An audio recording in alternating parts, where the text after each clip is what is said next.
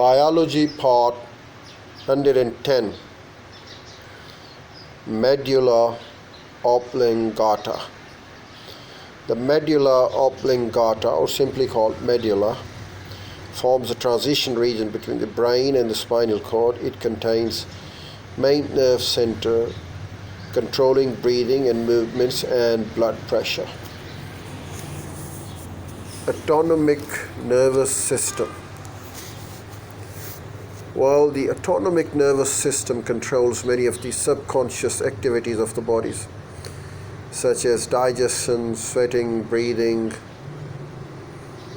and pumping of the heart.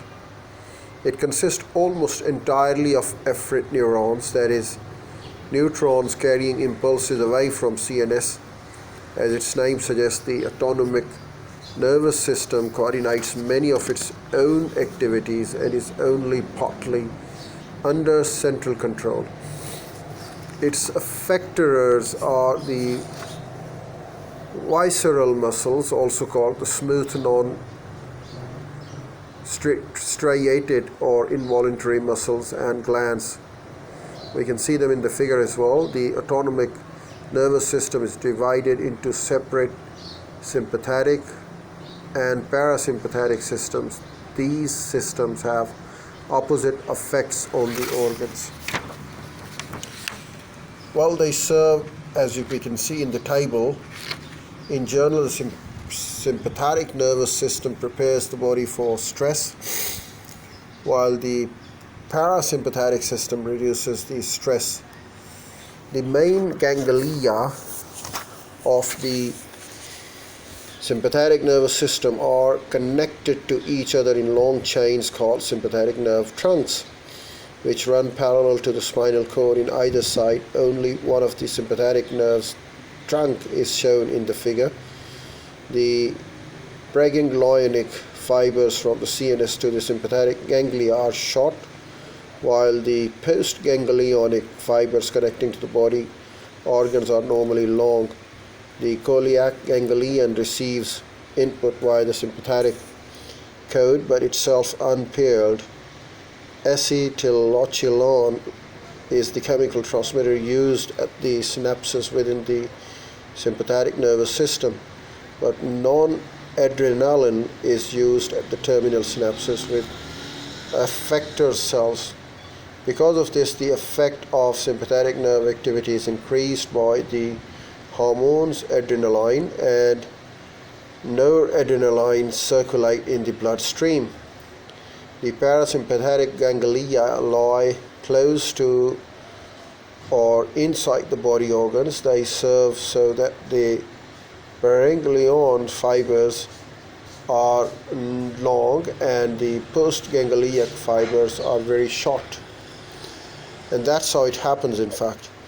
The acetylcholine is the chemical transmitter at all synapses, including those with the effector cells. The system has central connections in the brain stream at the base of the spinal cord. The vagus nerve is an important part of the system and connects the heart, lungs, and other body organs. Protection of nervous system.